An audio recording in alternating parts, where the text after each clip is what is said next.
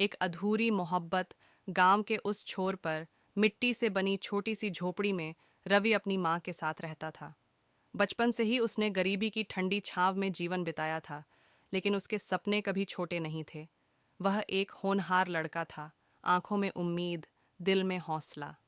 दूसरी ओर उसी गांव के पास एक विशाल हवेली थी, जहां आशना रहती थी। शहर के सबसे अमीर जमींदार की बेटी, जिसकी दुनिया ऐशो आराम से भरी थी। लेकिन उसकी आंखों में अक्सर एक बेचैनी दिखती, मानो उसे इस सुनहरे पिंजरे में घुटन होती हो। पहली मुलाकात रवि रोज अपने खेतों में काम करता और कभी कभी किताबें पढ़ता, जो उसे गांव के एक स्कूल से मिली थीं। एक दिन जब वह नदी किनारे बैठा किताब पढ़ रहा था, तभी आशना वहां आई।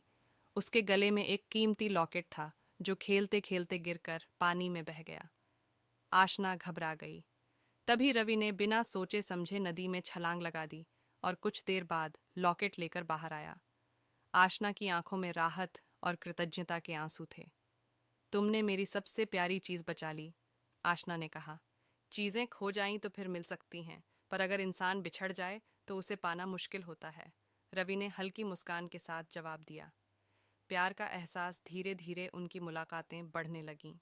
आशना को रवि की सादगी और ईमानदारी भाने लगी।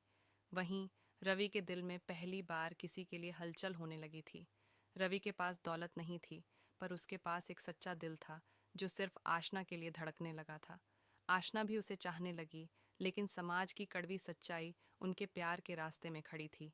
बिछड़ने की घड़ी एक दिन हवेली में हंगामा मच गया। किसी ने आशना के पिता को बता दिया कि उनकी बेटी एक गरीब लड़के से मिलती है।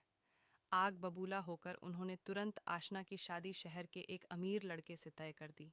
आशना के आंसू, उसकी सिसकियाँ, उसकी मिन्नतें, कुछ भी काम नहीं आया। उसे घर में बंद कर दिया गया। उधर रवि उसे देखने के लिए हवेली के बाहर घंटों खड़ा रहता, लेकिन कोई जवाब नहीं मिलता। शादी के दिन रवि आखिरी बार आशना को देखना चाहता था, लेकिन जब वह हवेली पहुंचा, तब तक बारात निकल चुकी थी। उसकी आंखों के सामने घोड़े पर बैठी दुल्हन किसी और की हो चुकी थी। रवि वहीं ठहर गया, खामोश, टूटा हुआ, लेकिन अपनी मोहब्बत की सच्चाई के साथ। एक अधूरी दास्तान आशना की शादी हो गई, पर वह रवि को कभी भूल नहीं पाई। और रवि, उसने अपने दर्द को अपनी ताकत बना लिया। वह गांव छोड़कर शहर चला गया और एक दिन बड़ा आदमी बन गया, लेकिन उसके दिल में आशना की जगह कोई और नहीं ले सका। वक़्त गुजरता गया, लेकिन उनकी मोहब्बत वहीं ठहरी रही, अधूरी मगर अमर। कभी कभी मोहब्बत का मुकद्दर मिलना नहीं, बस निभाना होता है, चाहे वो दूर से ही क्यों ना हो।